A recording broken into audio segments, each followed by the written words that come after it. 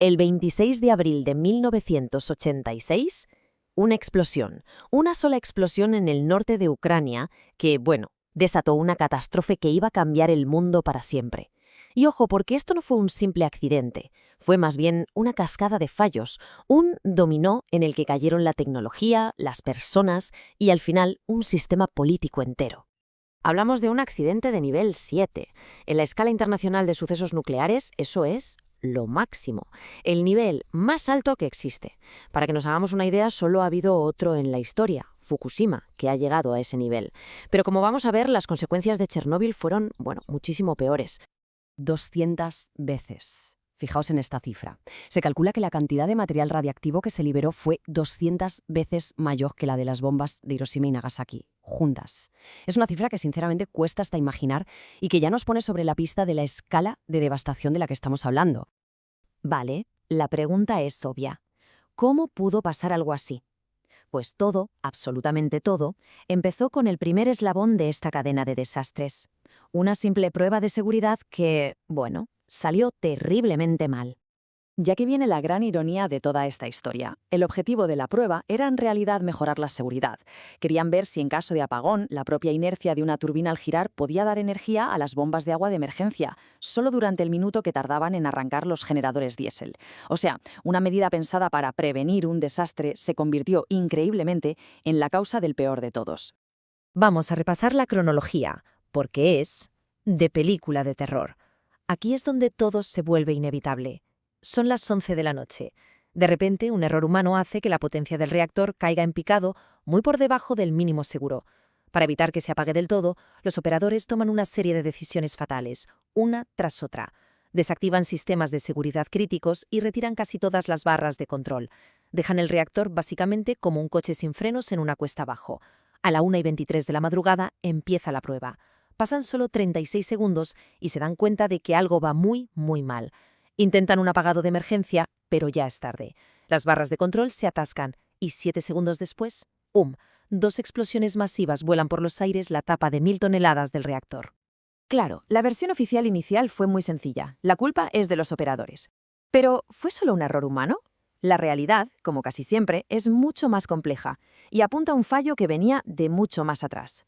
Un fallo en el propio diseño de la máquina. Aquí vemos el gran choque de narrativas. Por un lado, la acusación oficial, los operadores violaron los protocolos, desactivaron sistemas de seguridad, todo cierto. Pero por otro lado está la verdad oculta, una verdad que, y esto es clave, se había censurado en sus propios manuales de operaciones. Y es que el reactor RBMK era, por diseño, terriblemente inestable a baja potencia. Es decir, estaban operando una máquina con un defecto de fábrica fatal que ni siquiera sabían que existía. Y es que los defectos eran una locura. No era solo que fuera inestable, no. Es que, para empezar, no tenía un edificio de contención moderno. Esa cúpula de hormigón que vemos en otras centrales y que es la última barrera, aquí no existía. Pero lo peor, lo más increíble, era el diseño de las barras de control. Se supone que están para frenar la reacción, ¿no? Pues bien, estas, al insertarse, podían provocar un pico de potencia momentáneo. Un fallo de diseño que es simplemente inconcebible. Y por si fuera poco, el núcleo estaba hecho con materiales inflamables, o sea, la receta perfecta para el desastre. Así que tenemos el fallo técnico, la máquina defectuosa. Pero faltaba otro ingrediente en este cóctel mortal, el veneno político. El secretismo y la paranoia de la Guerra Fría no causaron la explosión, pero sí que magnificaron sus consecuencias, convirtiendo un accidente industrial en una crisis de escala planetaria. Pensémoslo por un momento. Durante casi 3 días, mientras una nube radiactiva, invisible y mortal, viajaba sin pasaporte por toda Europa, la Unión Soviética no dijo absolutamente nada. Silencio total. ¿Por qué? Pues por la obsesión de mantener una imagen de poder y de infalibilidad a cualquier coste. Y la forma en que el mundo se enteró es sencillamente alucinante. No fue por un comunicado de Moscú, no. Fue porque en una central nuclear en Suecia, a más de 1000 kilómetros de distancia, saltaron las alarmas de radiación. Los suecos detectaron la nube antes de que los soviéticos admitieran que había un problema. Esto nos da una idea del nivel de opacidad del sistema. La verdad no se contó. Tuvo que ser descubierta por otros. Y cuando por fin se vieron obligados a decir algo, el comunicado oficial fue de risa, si no fuera tan trágico. Decía literalmente, ha ocurrido un accidente en la central nuclear de Chernóbil. Se están tomando medidas para eliminar el problema. Un accidente. Eliminar el problema. Una forma de minimizar la realidad que casi parece un chiste de mal gusto.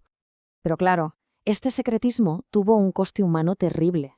Mientras el núcleo del reactor ardía al aire libre, a los habitantes de las ciudades cercanas, como Kiev, se les ordenó salir a la calle para celebrar los desfiles del 1 de mayo como si nada. Familias enteras, niños, expuestos a niveles de radiación altísimos, sin saberlo, todo para mantener una fachada de normalidad. Es tremendo. Hablemos ahora de las consecuencias, el fallout, como se dice en inglés, porque el impacto tanto para la gente como para el medio ambiente fue brutal y, sobre todo, duradero. Una buena forma de entender la magnitud es compararlo con Fukushima, el otro accidente de nivel 7. La primera gran diferencia, la causa. En Japón fue un desastre natural, un tsunami. Aquí, un error humano y de diseño. Pero la diferencia clave, la fundamental, es la contención. En Fukushima aguantó, en Chernóbil no. El núcleo quedó al aire libre, vomitando radiación directamente a la atmósfera, esparciéndola por toda Europa y causando la muerte directa de 28 de los primeros liquidadores por síndrome de irradiación aguda. Y el medio ambiente, bueno, el golpe fue tremendo. De la noche a la mañana, 4 kilómetros cuadrados de pinar se murieron. Se volvieron de un color rojizo fantasmal. Hoy se le conoce como el bosque rojo. Y un dato que a menudo se olvida, el 70% de toda la contaminación no cayó en Ucrania, sino en la vecina Bielorrusia. El impacto ecológico fue brutal, afectando a todo, desde los insectos hasta los roedores. Y la tragedia humana no acabó con la evacuación inicial de Pripyat, ni mucho menos. 220.000. Esta es la cifra de personas que tuvieron que ser evacuadas de sus casas en los años posteriores, a medida que se descubría la verdadera extensión de la contaminación. Es la prueba de que la sombra de Chernóbil es muy, muy larga. Pero más allá del coste humano y medioambiental, Chernóbil dejó una herida política profundísima, un legado que incluso hoy sigue generando debate. Y para entender esta dimensión, nada mejor que escuchar al propio Mikhail Gorbachev. El último líder de la URSS llegó a decir que, y cito, «el desastre nuclear de Chernóbil fue quizás la verdadera causa del colapso de la Unión Soviética. Ahí es nada». Es una afirmación potentísima, vincular la muerte de una superpotencia a un accidente nuclear. La pregunta, claro, es, ¿fue realmente la causa directa? ¿O fue más bien un catalizador, la chispa que prendió una mecha que ya estaba encendida? Bueno, pues la visión de los historiadores suele ser más matizada. La mayoría está de acuerdo en que Chernóbil no causó el colapso de la URSS por sí solo. El sistema ya tenía problemas gravísimos, pero sí que fue un catalizador brutal. ¿Por qué? Porque dejó al descubierto, ante su propia gente y ante el mundo, la incompetencia, la mentira y la podredumbre del sistema. Esto dio un empujón tremendo a las reformas de Gorbachev, a la famosa glasnost, aunque al final lo que realmente remató a la Unión Soviética fueron otras fuerzas, como el auge de los nacionalismos y el colapso económico. Así que, en definitiva, el legado de Chernóbil va mucho más allá de un reactor que explotó. Es una lección brutal sobre el precio que se paga por los secretos y la mentira. Y es sobre todo un recordatorio del poder que tiene la verdad, que aunque a veces tarde, al final siempre se abre paso, a veces de la forma más destructiva posible.